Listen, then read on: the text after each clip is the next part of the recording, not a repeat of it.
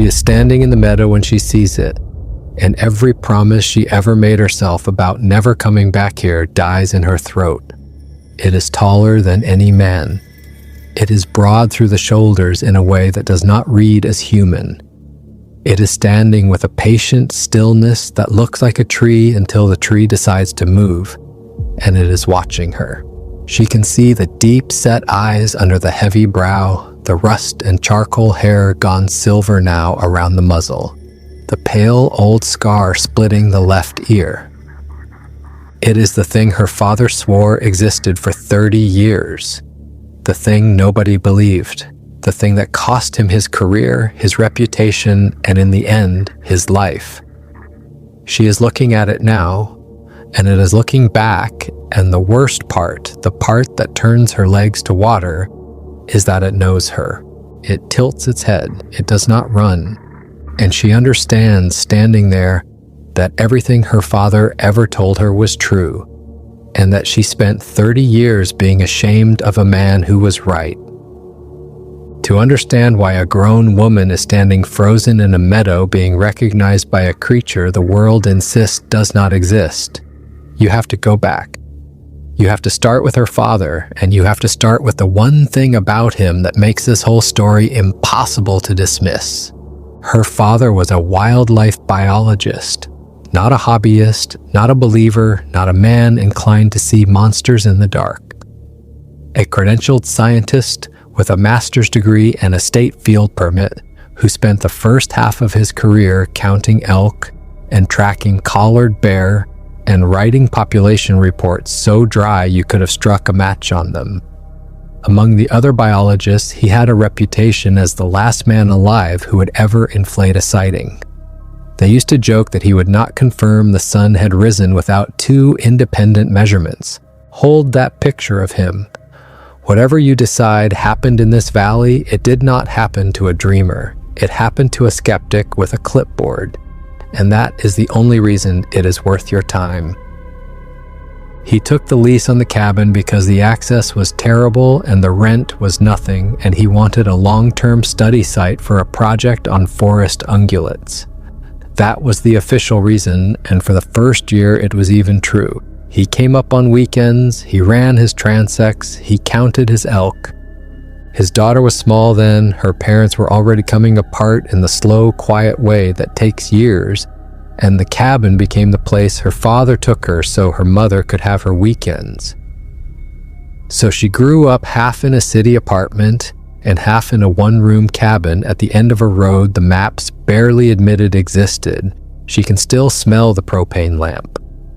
Memory keeps the strangest things. The first time she saw them, she was 6. It was the gray hour before full dark, late autumn, and her father was at the table doing something with his field notebooks by the light of the lamp. She was at the window because she was always at the window.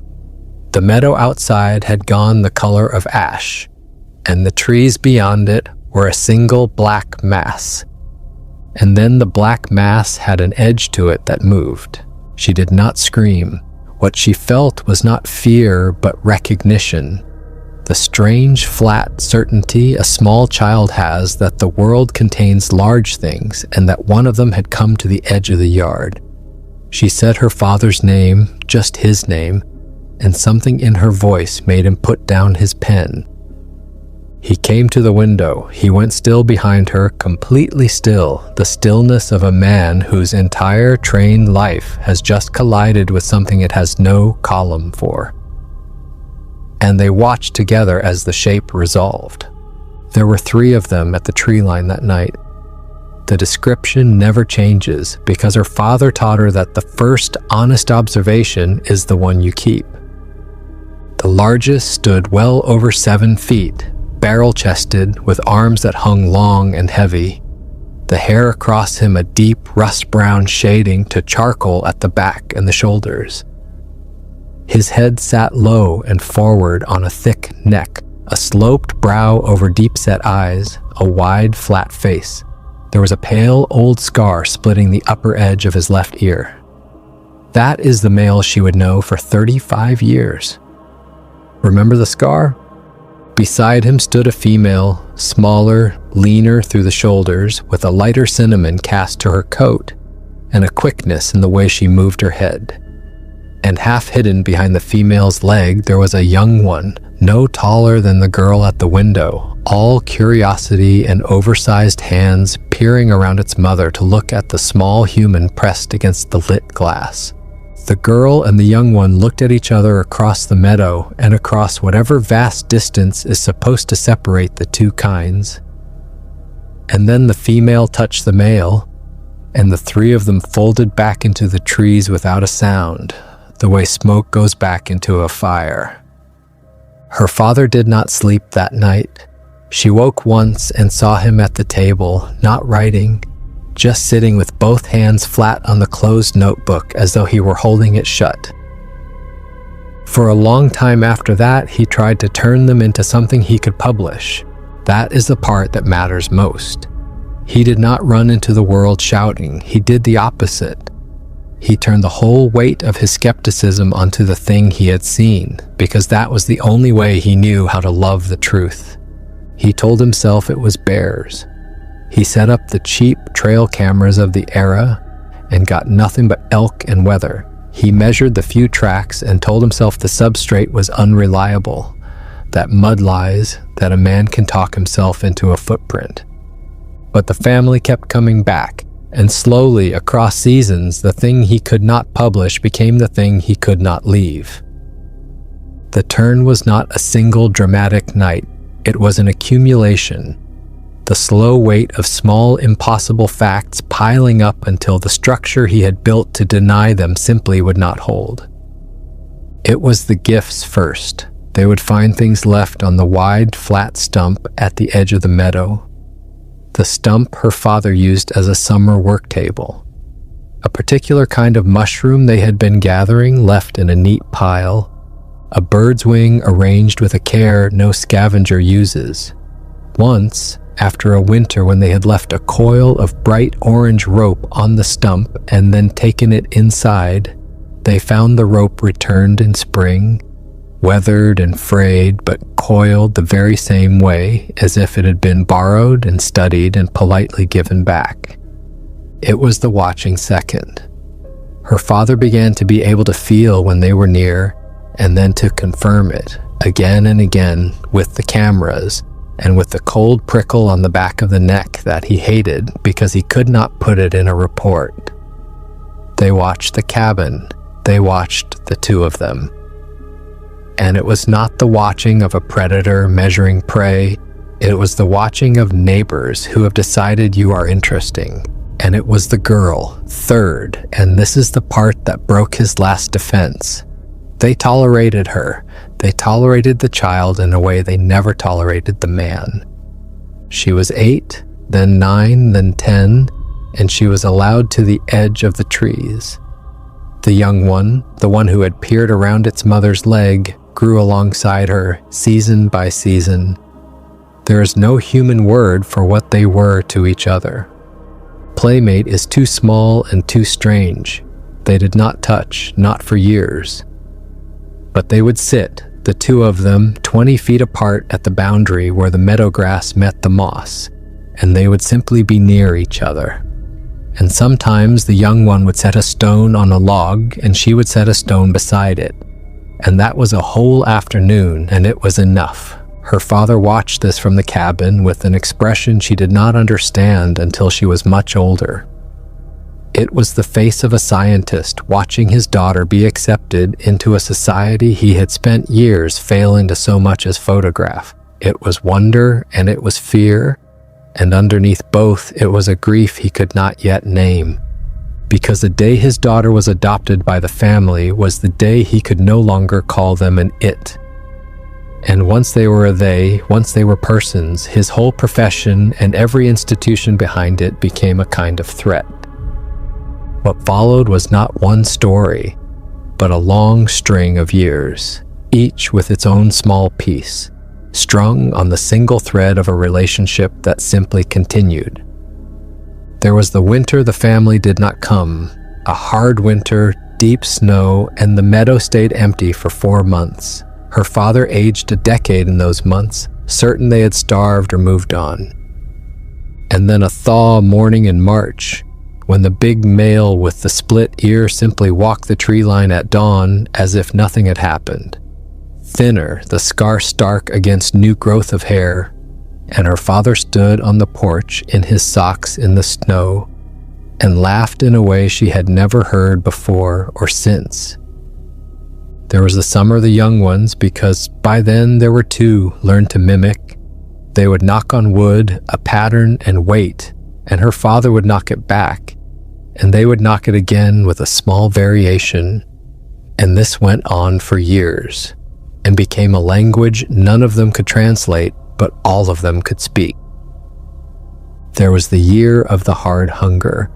A late frost killed the berry crop, and the salmon ran thin, and the family came to the meadow gaunt and slow, and her father did a thing he had spent his whole career warning other people never to do. He fed them. Quietly, against every principle of his profession, he hauled sacks of feed and split fish up the bad road all that autumn and left them on the flat stump at dusk and went inside and did not watch. He knew what it meant. He knew that a wild thing fed becomes a wild thing dependent, that habituation kills, that he was breaking the one rule that had organized his entire adult life. He did it anyway because they were not a wild thing to him anymore. They were family, and you do not let family starve to preserve a principle. They survived the winter. He wrote almost nothing about that autumn in the notebooks, and what he did write was not observation. It was closer to confession. There was the spring her father got sick, a fever that put him flat on the cabin cot for the better part of a week.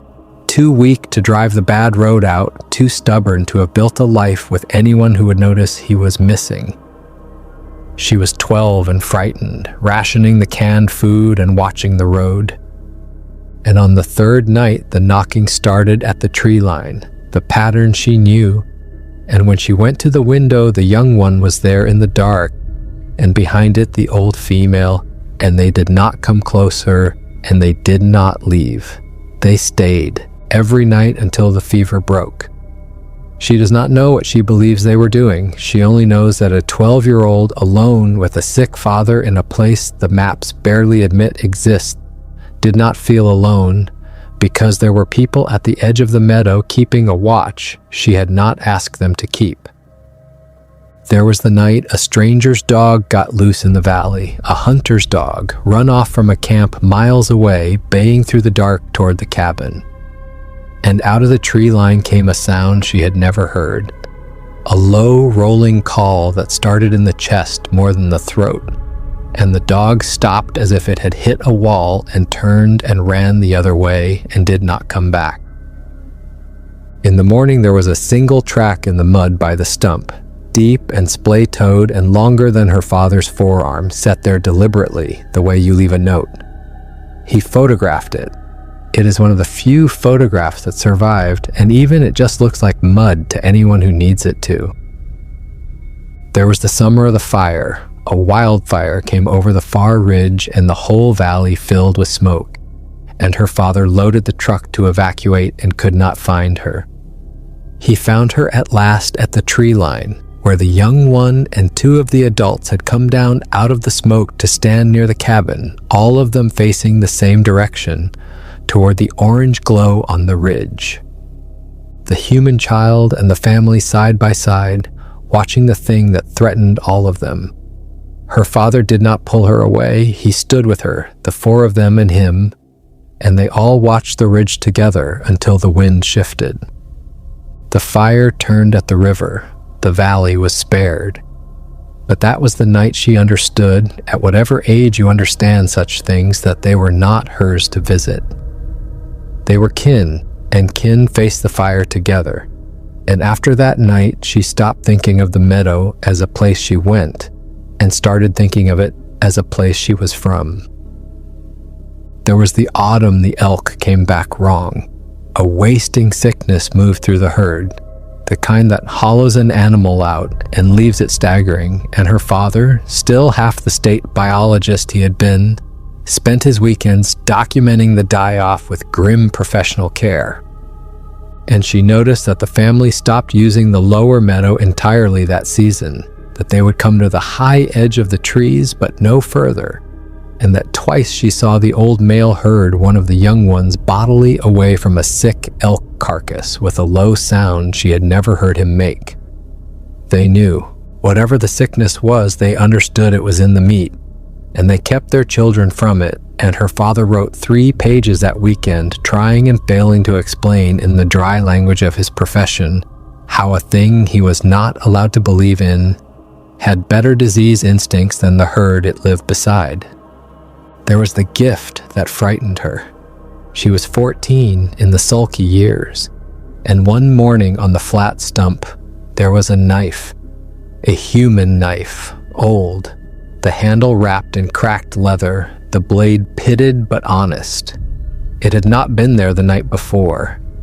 Her father turned it over and over in his hands and went very pale and put it in a drawer and told her not to mention it.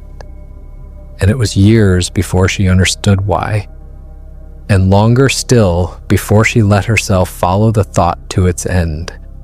Someone had owned that knife. Someone had come into the valley once, long before her time, carrying it. And the family had it now, and had chosen to give it back to the only humans they trusted. And her father never went looking for whose it had been, because some questions you do not ask when you already suspect the shape of the answer. There was the autumn she turned 13 and decided she was too old for the woods. She stayed inside with a book and a sulk, and the young one came to the very edge of the meadow night after night and waited and did not understand, and finally left a small cairn of stones in the exact spot where they used to sit. Her father photographed that too. She carries it in her wallet now. There was the one time she brought someone. She was 16 and in love the way you are at 16, and she broke every rule she had been raised with and brought a boy up the bad road one weekend when her father was away to show him the meadow, to show him the one true thing about herself. They sat at the tree line at dusk, and she knocked the pattern on a fallen log and waited, and nothing came. The meadow stayed empty. The trees stayed trees. Hour after hour, nothing. The boy got bored and then cold and then unkind about it, and they drove back down in silence, and she never saw him again and never wanted to. But the next weekend, alone, she sat at the same log and knocked, and within minutes the young one was there, closer than it had been in a year, agitated, circling, making the low sound she had only heard the night of the loose dog. They had been there the whole time the week before. They had simply refused to be seen by a stranger. And she understood then, fully, that the trust was not a thing she could share or spend or show off. It was between her and them, and it did not transfer. And the price of belonging to them was a loneliness she would carry into every human room for the rest of her life. That is the real reason she never married. Not the secret itself, the shape the secret pressed her into. And there was the first time one of them touched her. She was 15, the old female, the mother, the one with the cinnamon coat, going gray now at the muzzle. She came closer than any of the adults ever had. Close enough that the girl could smell her, a smell of wet earth and pine pitch, and something animal and warm underneath. And the female reached out one enormous hand and rested 2 fingers, just 2, against the top of the girl's head, the way you might bless a child, and held them there for a moment, and then withdrew into the trees. She never told her father about that one. It was the first secret she ever kept from him, and she kept it because it was hers. And there was the thing she only understood as an adult looking back. The cabin had no near neighbors, no easy road, no reason to exist where it did. Her father had told her once that he chose it for the study site. But she came to understand, the way you understand things slowly and then all at once, that he had chosen it for them. that every year he renewed a lease he could barely afford on a place with nothing to recommend it but its emptiness, and that the emptiness was the point that he was paying quietly out of a state biologist's modest savings to keep a fence of distance around a family the world would have destroyed. He never called it that. He called it field access. But he was their landlord and their guard and their only human. And he arranged his entire shrinking life around being a wall between them and everyone else. He did it for 30 years. He never once told them that was what he was doing, because there was no way to say it in a language they shared. He just stayed. The staying was the message. She left, of course. Children do.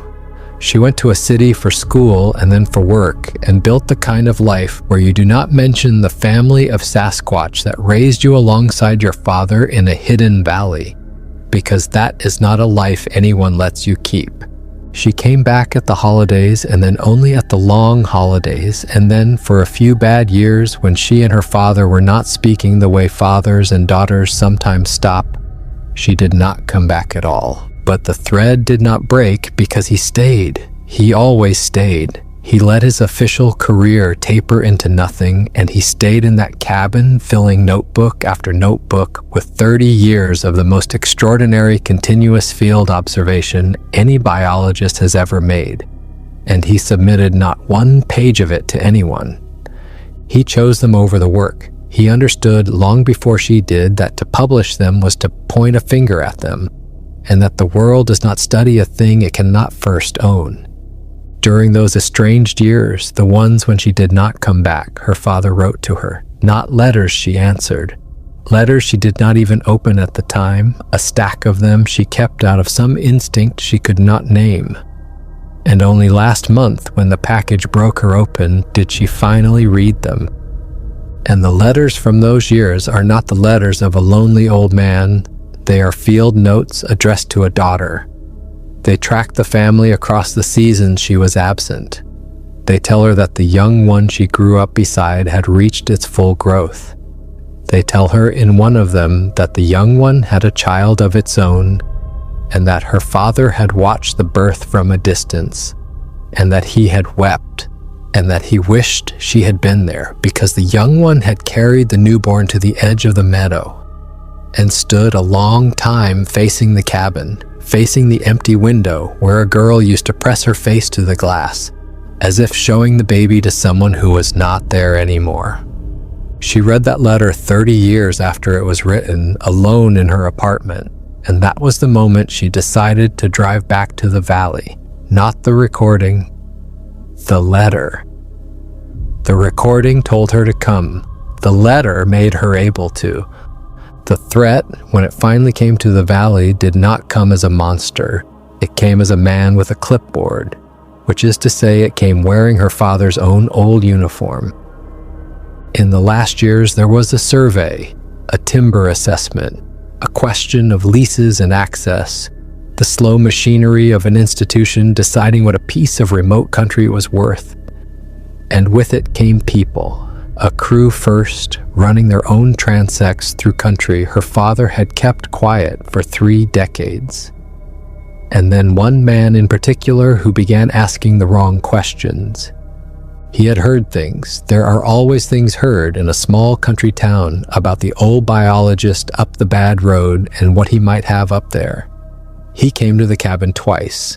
A man asking about anomalies. A man who had found in some state archive the early reports her father had filed in his first year before he learned to stop filing them. The ones from back when he was still trying to make the family into data. A man who could read between the dry lines of an honest skeptic and see the shape of something enormous standing behind them. The family felt it before the humans did. Their behavior changed in that last year. The visits grew shorter and warier. The big male, old now, would stand longer at the tree line before committing to the meadow, testing the air. Her father started bringing his notebooks in from the shed where he had always kept them, stacking them inside, under the bed, then in a metal box. We started talking about being watched in a way that was not about the family. He started near the end talking about leaving, and he would not say where. The last time she spoke to him on the phone, in the weeks before he vanished, he was not himself. He was gentle in a way he had never been, which frightened her more than anger would have. He told her he was proud of the life she had built away from the valley. He told her that whatever she heard about him in the years to come, she should remember that he had chosen it, and that a choice is not the same as a loss. She thought he was getting old and strange. She told him she would come up at the holidays. She did not. That was the last conversation, and she has replayed it 10,000 times, because she understands now that he was saying goodbye and trusting her not to notice, and she did not notice, and she will carry that to the end. And then he was gone. She was not there the night it happened. She has to carry that. What is known is this: he failed to make his weekly call to her on a Sunday in the autumn. By the following weekend, a neighbor went up the road and found the cabin closed and orderly and empty. His truck was there. His boots were there. The propane was off and the door was latched from outside, the way you latch it when you mean to be gone a while. No sign of struggle, no sign of him. The official story assembled itself with suspicious speed. An old man, alone in rough country, in the season when the weather turns. A fall, a heart, a river. The country is vast and takes people and does not give them back. The search ran its proper length and found nothing, and the file closed. And the notebooks were gone. The metal box was gone. 30 years of the only continuous record of that family in the world simply was not in the cabin when the neighbor opened it. And no one but his daughter even knew to wonder where it had gone, because no one but his daughter knew it had ever existed. Someone that autumn very badly wanted what was in that box. Because here's the thing she learned only this spring. The man with the clipboard came back a third time, a visit her father never mentioned, a visit the survey company has no record of, because the man came on his own, off the books, the night before her father vanished. A neighbor saw his vehicle on the bad road that evening. And then her father was gone, and the man left the county within the week and took a posting in another state. She found him this spring. It took her months. He is retired now, 2 states away, in a tidy house with a tidy lawn. And when she stood on his porch and said her father's name, his face did a thing she has not been able to stop seeing since.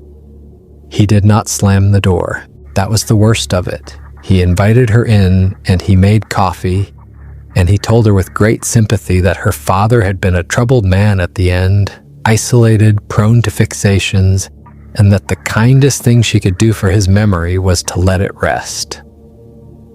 And the whole time he talked, his hands would not stay still. He kept glancing at a locked cabinet in the corner of the room, and when she asked him plainly whether he had taken anything from the cabin that autumn, he stopped smiling, and he told her she could not prove she had ever had a father worth taking anything from, and he asked her to leave. She has thought more than once about what is in that cabinet.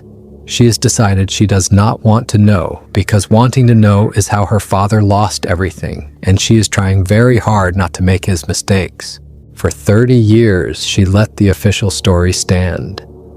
The alternative was a sentence she could not finish out loud, so she built her life further from the valley than ever, and told no one, and became very good at being a woman with an ordinary dead father.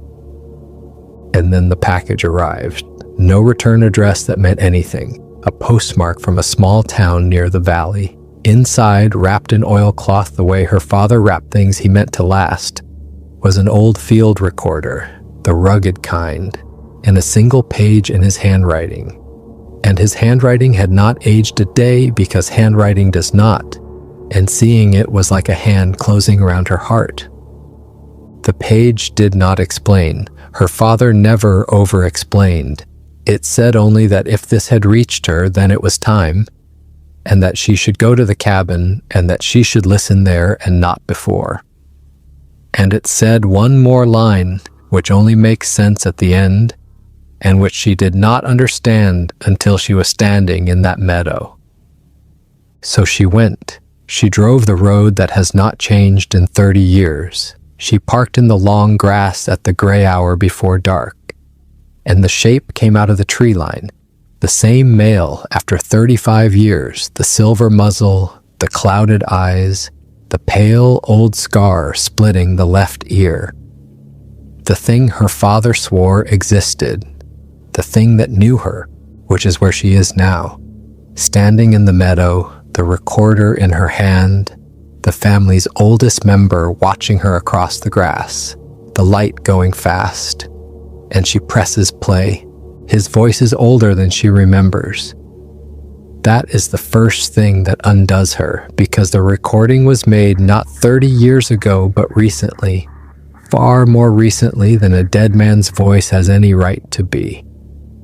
And that single fact rearranges everything she thought she knew about the night he vanished.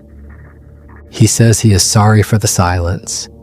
He says it was the only gift he had left to give her, because the daughter of a man who merely died can have a life, and the daughter of a man who walked into the woods with a family of Sasquatch and did not come back cannot. So he gave her the smaller grief on purpose to spare her the larger one, and carried the larger one alone for 30 years. He tells her what happened that autumn. The man with the clipboard was never going to give up. There were going to be more crews, real ones with real equipment, and the early reports had drawn a line on a map straight to this drainage. Her father understood that the family had perhaps a season before the machinery found them, and he understood that the only record that could prove they existed, his 30 years of notebooks, was also the exact thing that could damn them, the map and the confession in one metal box. So he made a choice that was both halves of his whole life at once. He was a scientist, and he could not destroy the data, and he was their family, and he could not betray them. So he did the only thing that honored both. He took the notebooks, and he took himself, and he removed both from the reach of the institution in the only way that could not be searched or subpoenaed or followed. He went with them. He let the world close his file. He became, on purpose, a man who wandered off and died, so the family would become, on purpose, a story too foolish to fund a search for. And then he tells her the thing she came all this way to hear without knowing it. The man with the clipboard found him. Not that autumn, years later, the man never fully let go. And one season, deep in the backcountry, far past where any survey had reason to go, he came upon her father alive, living at the edges of the family's range, old and weathered and unmistakably the biologist who was supposed to be 30 years dead. And the man understood at once what it meant. Proof, walking and breathing, the discovery of a lifetime, the thing that would make his name. Her father does not say exactly what happened next because he was not the one who decided it. He only says that the man with the clipboard never left the backcountry and that the family does not abandon its own, and that there are things a family will do for one of its members that the member himself would never have asked for and cannot undo and has to carry. He says only that they protected him, and that protection is not always gentle, and that he has made his peace with being protected by people who love him in a language that has no word for mercy because it has never needed one. So the man who might have exposed them, the man who stood in the valley the night her father vanished, the man who could not prove anything when she found his trail this spring, is the reason there is nothing left to find. The family closed the loop, and her father has lived ever since inside a debt he did not ask them to pay. He tells her why the recording comes now. Because he is near the end. He tells her things he learned in 30 years, among them that he was never able to write down, that they grieve, that when one of the old ones dies, they carry the body for a day and a night before they leave it, and that they return to the place for years afterward, and that he has stood with them at those places and felt something he can only call a service being held in a language with no sound he can reproduce. That they have names for each other, or something that works like names, and that he has one, and that he will not tell her what it is because it is not a thing that survives being said in a human mouth. He tells her they remember her, not the way a person remembers a face, but deeper, woven into the shape of the family itself. That there is a place at the edge of the meadow where the young ones are still taught to set a stone, and that none of them living has ever met the human child who started it, and that they do it anyway because she did it. Because a small girl 30 years ago made a gesture that has outlived her leaving and become a thing the family does without knowing why. He tells her she is folklore now. He tells her that is a kind of immortality most humans never get, to become a custom among people who are not human, and that he is giving it to her now as the last and strangest inheritance a father ever left a daughter. And he tells her the simplest and worst thing last, that for 30 years he has been happy, not content, not resigned, but happy, in a way his whole human life never managed, and that the guilt of that happiness, the knowledge that he traded his daughter's father for a peace he had no right to, is the one grief the family cannot absorb for him, because it is the one grief that is only his. Because the old male with the silver muzzle is his closest companion of all of them and is also nearing his end, her father wanted her to have the chance to come while there was still someone here who would remember the small human who once set stones on a log. He wanted her to come not to a grave, but to a goodbye. And he tells her that the young one she grew up beside is here, in the trees, fully grown, with young of her own, and that the knocking language they invented as children is still spoken among them, and that some of the patterns are hers. That a thing she made at 8 years old is now carried forward as a kind of folklore in a society that is not human, by people who are not human persons, but are persons all the same. The recording tells her to look up. She looks up, and the old male has come halfway across the meadow while she listened, close enough now that she can see the cataract clouding one deep-set eye, and the gray gone all through the rest of him. And behind him, at the tree line, there are others, the grown female who set stones with her, with young of her own behind her legs, peering around to look at the strange human who came back. A whole family at the edge of the only world that ever kept all of them. And among them, smaller than they are, stooped, leaning on the old male the way you lean on someone you have walked beside for 30 years, there's a figure that is not one of them. A figure with a man's frame and a man's careful stillness, watching her across the meadow with soft eyes, the way he taught her, the way she will watch for the rest of her life. She understands the last line of the letter then. Her father had written that he did not vanish. He had written that you cannot vanish from a place you never truly left, and you cannot lose a man who was found. And this is the thing the whole story comes down to, the thing she would want said plainly. The horror was never the creature at the tree line. She was 6 when she learned that large shapes in the dark could be gentle, and she has never unlearned it. The horror is the machinery that would have come for them with permits and rifles and grant money. The institutions that can study a thing only by owning it, that call a 30-year record of love, a delusion, and a family a population to be managed, that will close a man's file in a season and never once wonder what he died protecting. Her father spent the first half of his life inside that machinery and the second half hiding from it, the only people who ever kept him without condition. He is a person, he was always a person, and so are they, not human persons, but persons, everyone, with a society and a memory and a way of holding on to their old ones that put every institution her father ever served to shame. She does not know what she will do now. She does not know whether she will walk across that meadow or whether she will get back in the truck and let the file stay closed for 30 more years to keep them safe. Some families survive only by staying unfound. The light is almost gone. She does what her father taught her. Soft eyes, let the movement come to you. The old male is lifting his hand. And whether what happened in that valley is the truth or a grieving woman's story or both at once, which may be the only honest answer there is to anything, is something you will have to decide for yourself, because she is not coming back to tell you, and neither is he.